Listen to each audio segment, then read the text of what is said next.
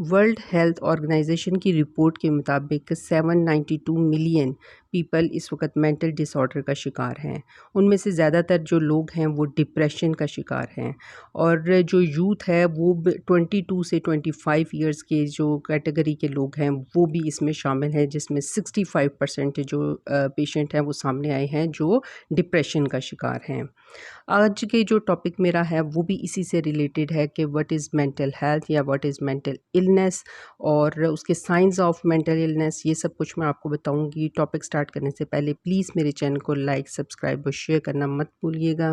Video को last तक ज़रूर देखिएगा। मैं लास्ट पे 2 वेबसाइट के नाम बताऊंगी जिस पे आप जाकर अपना सेल्फ असेसमेंट टेस्ट कर सकते हैं और देख सकते हैं आप में डिप्रेशन, एंग्जाइटी या स्ट्रेस पाया जाता है कि नहीं, और अगर पाया जाता है तो किस लेवल पे है। उसके अकॉर्डिंग आप अपना ट्रीटमेंट करवा सकते हैं।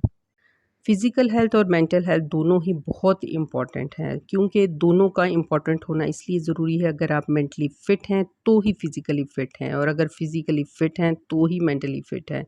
लेकिन जहाँ पे फ़िज़िकली फ़िट होने की बात आती है तो वो लोग इस पे फ़ोकस करते हैं, लेकिन जब मेंटल इलनेस की बात आती है तो लोग दूसरों से बात करते हुए घबराते हैं, दूसरों से छुपाते हैं, जिसकी वजह से उनकी बीमारी बढ़ जाती है। तो अब इसकी डेफिनेशन देखते हैं। According to World Health Organization के मुताबिक हमारी जहनी सेहत है वो सिर्फ महज जो जहनी बीमारी की अदम मौजूदगी का नाम नहीं है, बल्कि ये एक ऐसी हालत है जिसमें एक फ़र्द अपनी सलाहियतों का अदराक करता है, यानी कि अपने उसे सलाहियतों का पता होता है और ज़िंदगी की जो स्ट्रेसेस, टेंशन्स और जो प्रॉब्लम्स होती हैं उससे वो निमट सकता है और अपने काम को बेहतर तरीके से करता है, जिसकी वजह से वो एक अच्छी ज़िंदगी गुजार सकता है। तो ज़हनी सेहत, ये है सेहत के बारे में मैंने बताया है कि कैसे सेहतमंद फ़र्द के लिए क्या-क्या चीज़ें होना ज़रूरी है। उसकी क्या चीज़ें, उसकी एबिलिटीज़ ऐसी हों, वो खुद स्ट्रॉन्ग हो, लेकिन हर एक में ये डिफरेंट क्वालिटीज़ होती हैं।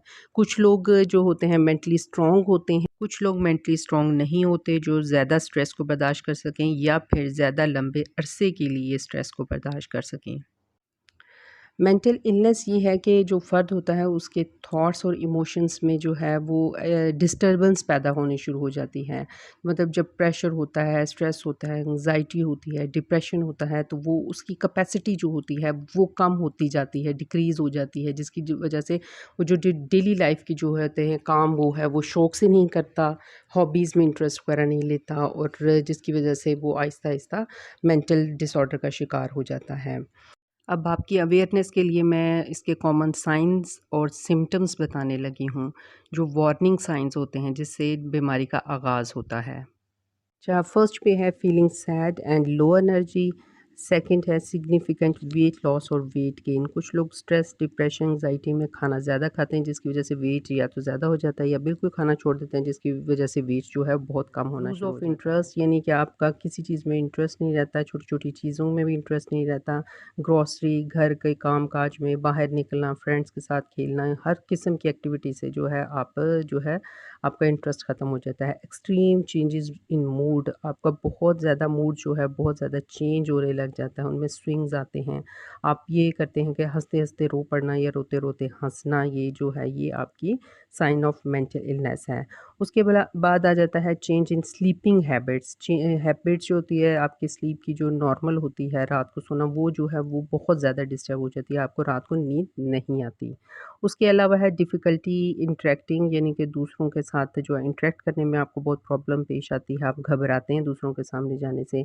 और लास्ट है अनकंट्रोलेबल इमोशंस होते हैं, आप जो अपने इमोशंस को कंट्रोल नहीं कर सकते, क्योंकि कुछ लोग जैसे घर में तो बहुत स्ट्रेस होते हैं लेकिन बाहर जाके अपने जो घर के स्ट्रेस को कंट्रोल करते हुए बाकियों के सामने हँसते हैं और मुस्कुराते हैं और अपनी एक्टिविटीज़ करते हैं, तब वो आपका कंट्रोल ख़त्म हो जाता है। ये जो सिम्पटम्स या साइंस आपको खुद में फ़ील हो रहे हैं, तो आप काइंडली किसी साइकोलॉजिस्ट से रब्ता करें। स्क्रीन पे 2 वेबसाइट के नाम मैंने आपको बता दिए हैं। ये 2 वेबसाइट हैं जिस पे जाके आप अपना सेल्फ टेस्ट कर सकते हैं। इसका लिंक जो इन दोनों का मैंने डिस्क्रिप्शन बॉक्स में दे दिया है, आप वहाँ पे भी जाके अपना टेस्ट कर सकते हैं।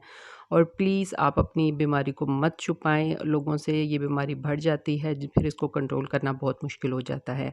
अपना बहुत सा ख़्याल रखिएगा और मेंटल हेल्थ से प्रॉब्लम कोई भी इशू हो तो आप मुझे कमेंट बॉक्स में लिख सकते हैं। मेरे चैनल को लाइक, सब्सक्राइब और शेयर करना मत भूलिएगा। Thank you. अल्लाह हाफ़िज़।